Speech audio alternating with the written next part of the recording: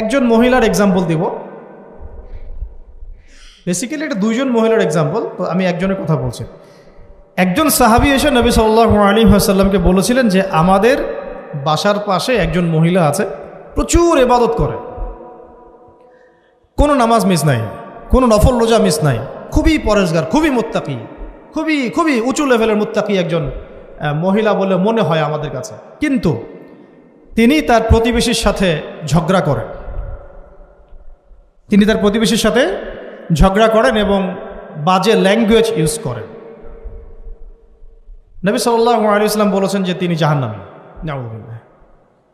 আরেকজন মহিলা সম্পর্কে বক্তব্য এসেছিল, আরেকজন সাহাবী বলেছেন যে আমাদের বাসার পাশে একজন মহিলা আছে, তেমন কোনো নামাজ, খুব বেশি ইবাদত করেন না, কিন্তু তার আখলাক চরিত্র খুব নরম কোমল।